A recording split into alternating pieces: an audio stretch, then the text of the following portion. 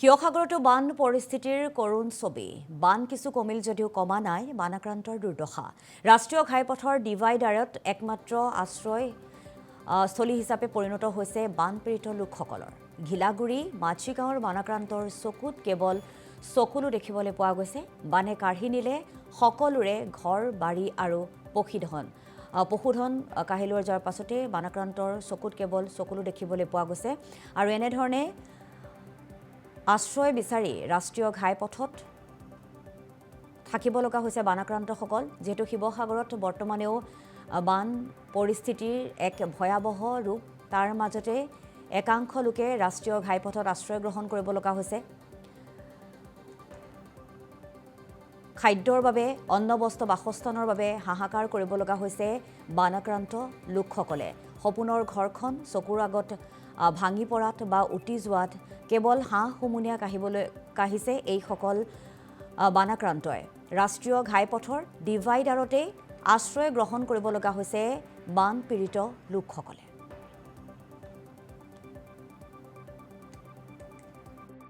প্ৰতি মাননীয় শিৱসাগৰ জিলা আয়ুক্ত মহোদয় বিষয় বান সাহায্যৰ প্ৰদানৰ আবেদন কৰিছোঁ আমি অসম লাইভ 24 ফালৰ পৰা আৰু মই বৰ্তমান উপস্থিত আছোঁ শিৱসাগৰৰ মাঝিগাঁও আৰু ঘিলাগুৰিৰ যি ৩৭ নং ৰাষ্ট্ৰীয় ঘাইপথ আছে সেই পথছোৱাত আছোঁ বিগত ৫টা দিন ধৰি এই গাঁওখনৰ বৃহত্তৰ যিসকল জনগণ আছে জনগণে ৰাষ্ট্ৰীয় ঘাইপথে শেষ আশ্ৰয়স্থলী হৈ পৰিছে মই এটা ভিজুৱেলৰ পৰা প্ৰথম এই প্ৰতিবেদন আৰম্ভ কৰিম ৩৭ নং ৰাষ্ট্ৰীয় ঘাইপথত এই ধৰণে আলু পিটিকা আৰু বগা ভাতেৰে আচলতে তেওঁলোকে দুপৰীয়া আহাৰ গ্ৰহণ কৰা এক পৰিলক্ষিত হৈছে মই মন্তব্য ল'ব চেষ্টা কৰিম কণমানি এগৰাকী আছে তেওঁৰ পৰিয়ালটোৰ সৈতে মই কথা পাতিব চেষ্টা কৰিম কি ক'ব পাইছেনে নাই পোৱা আমাৰ একো পোৱা নাই আমাৰ যে গাঁৱৰ মানুহ আছে যে এতিয়া আমাক বনাই মেলি দি আছে চৰকাৰৰ পৰা কিবা পাব লাগে যে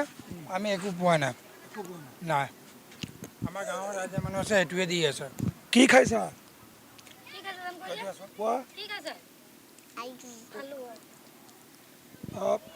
কি ক'ব জিলা প্ৰশাসনক চৰকাৰক কি ক'ব চৰকাৰে গম পাব লাগে কেলে মানুহ এনেকুৱা অৱস্থা থকাও আজি থকাও এক অৱস্থা নথকাও একে অৱস্থা কিন্তু চাব লাগে মানুহৰ যে এনেকুৱা অৱস্থা আছে অন্ততঃ ডাঙৰ মানুহখিনি অন্ততঃ ল'ৰা ছোৱালীৰ কথাটো কমচে কম ভাবিব লাগে যে কি হৈছে পৰিস্থিতি নিজৰ ঘৰ দুৱাৰ আজি অন্ততঃ কিবা এটাতো খাদ্য ৩,০০০ এমুঠিটো যোগাৰ কৰিব পাৰে নহয় কিবা এটাতো যোগাৰ কৰিব পাৰে আমাৰ গাঁৱৰ কিছুমান যুৱ সমাজ আছে যে তেওঁলোকে ৩ টাইমৰ এসাঁজটো যোগান ধৰিছে এইকেইদিনত তেওঁলোকে এসাঁজ আমাৰ দিনটোৰ ভিতৰত তেওঁলোকে ২৪ ঘণ্টা ১২ ঘণ্টাত এসাঁজ আমাক যোগান ধৰিছে আমি এইটো মিছা নকওঁ আমাৰ গাঁৱৰ যি যুৱ সমাজ আছে এইটো আমাৰ ৰাইজে তেওঁলোকে ল'ৰাখিনিয়ে ধৰি আছে যুৱ সমাজ এয়া আচলতে শিৱসাগৰৰ পৰিৱেশ শিৱসাগৰ আয়ুক্তগৰাকী যি আচলতে এতিয়ালৈকে সৰু গাঁঠি তিতি পোৱা নাই বানপানীৰ যি পানীত তেওঁ নিজৰ যি লং পেণ্ট সেই লং পেণ্টটো এতিয়ালৈকে কুচাবলৈ সময় পোৱা নাই মই পৰিৱেশটো ৰেণ্ডমলি মই দেখাই গৈছোঁ যিহেতু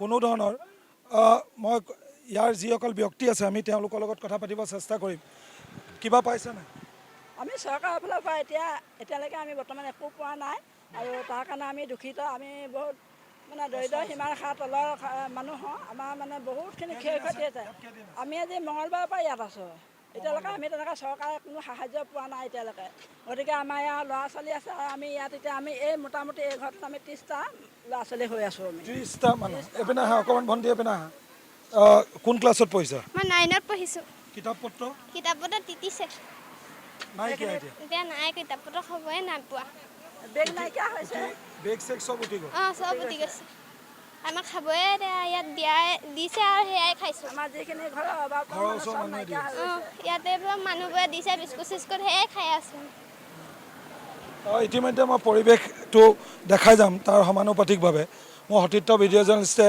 পৰিৱেশটো দেখাই গৈছে টেণ্টত আচলতে কি ধৰণে তেওঁলোকে নিজৰ এই বিগত 5টা দিন জীৱন নিৰ্বাহ কৰিছে আমি দেখাই গৈছোঁ ইয়াৰ পৰিৱেশ জিলা প্ৰশাসনৰ পৰা পাইছে নাই কিবা নাই পোৱা একো নাই পোৱা ছাৰ ভাত পানী খোৱা কেনেকৈ চলিছে ভাত পোৱা এনেই গাড়ী দি থৈ গৈছে ওচৰৰ গাঁৱৰ মানুহে খিচিৰি আচলতে প্ৰত্যেকজনক আমি যেতিয়া মন্তব্য ল'ব চেষ্টা কৰিছিলোঁ উত্তৰবিলাক চিমিলাৰ হৈ আছে জিলা প্ৰশাসনৰ পৰা কোনো ধৰণৰ বয় বস্তু পোৱা নাই। মই ভাইটিজনৰ ওচৰত যাব পাৰিম, কেনেকৈ খুৱাইছে এই মানুহখিনি?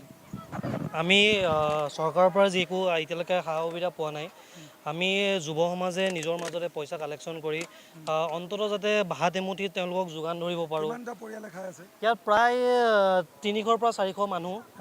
37 নং ৰাষ্ট্ৰীয় ঘাইপথ। এতিয়া 37 নং ৰাষ্ট্ৰীয় ঘাইপথ, এতিয়া কোনো ধৰণৰ চৰকাৰী বিষয়া ইতিমধ্যে ইয়ালৈ অহা নাই।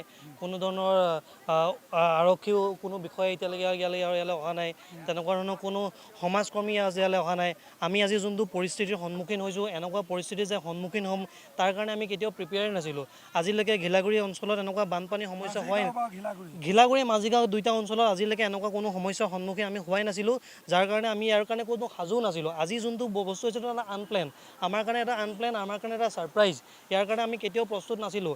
আজি এই যোনটো ক্ষেত্ৰত আমি প্ৰস্তুত হোৱা নাই, তো এই কেনেকৈ আমি ইয়াৰ পৰা কণ ল'ৰা ছোৱালীবিলাক কেনেকৈ আছে? কণ ল'ৰা ছোৱালীবোৰ এনেকৈ আছে, কিছুমান পেৰালাইজ মানুহ ইয়াতে আছে, বৃদ্ধৰ পৰা কণমানিজন দিব পাৰিবা?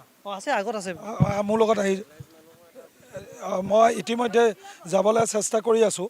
ইয়াৰ যিসমূহ পৰিৱেশ মোৰ সতীৰ্থ ভিডিঅ' জাৰ্নেলিষ্টে দেখাই গৈছে, বৃদ্ধ বনিতা সকলো আচলতে কি ধৰণে ইয়াত জীৱন নিৰ্বাহ কৰিছে। কেইদিন হ'ল দাদা থকা? আমাৰ আজি 4 দিন। খোৱা বোৱা? খোৱা বোৱা একো নাই, চৰকাৰৰ ফালেও আমি একো পোৱা নাই। এতিয়া এই ৰাইজে কিবা কিবি সহায় কৰিছে আমাক, তাৰ বাহিৰে আমাৰ একো পোৱা নাই। এতিয়া ৰাষ্ট্ৰীয় ঘাইপথৰ মাজতে আছে আপুনি? তাতে আছোঁ, 4 দিনে পৰি আছে। 4 দিনে পৰি আছে। অত্যন্ত বিপদসংকুলভাৱে মই ৰাষ্ট্ৰীয় ঘাইপথৰ যি আপোনাৰ ডিভাইডাৰ আছে, ডিভাইডাৰত আছে। আমি ৰেণ্ডমলি আমি লৈ গৈ আছোঁ।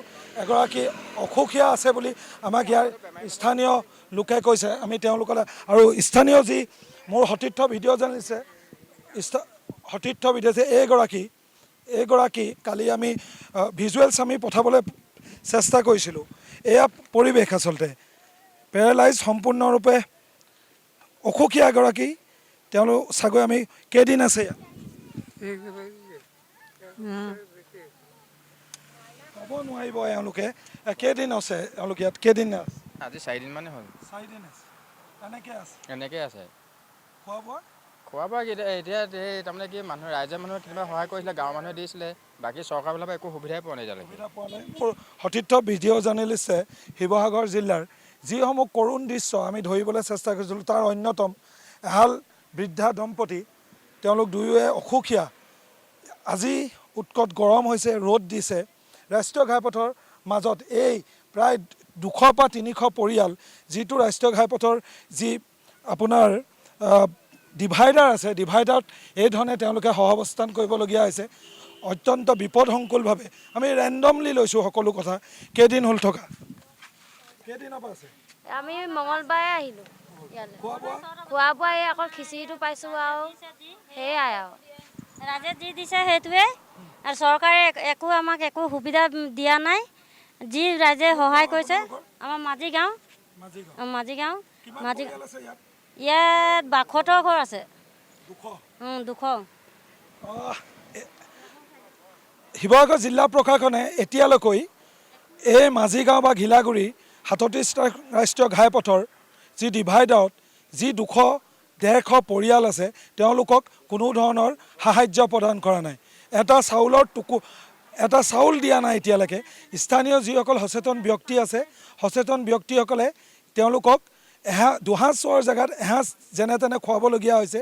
কিন্তু শিৱসাগৰ জিলা প্ৰশাসনে এতিয়ালৈকে এই ঠাইখিনিত আহি সাহায্য প্ৰদান কৰিবলৈ ৱাদি পোৱা নাই। কিয় পোৱা নাই সেইটো সকলোতকৈ গুৰুত্বপূৰ্ণ প্ৰশ্ন। আৰু পুনৰবাৰ অসম লাইভ 24 দৰ্শকসকলক আমি এই প্ৰতিবেদনৰ দ্বাৰা শিৱসাগৰ জিলা প্ৰশাসনক আচলতে পুনৰবাৰ জাগ্ৰত কৰাৰ চেষ্টা কৰিছিলোঁ।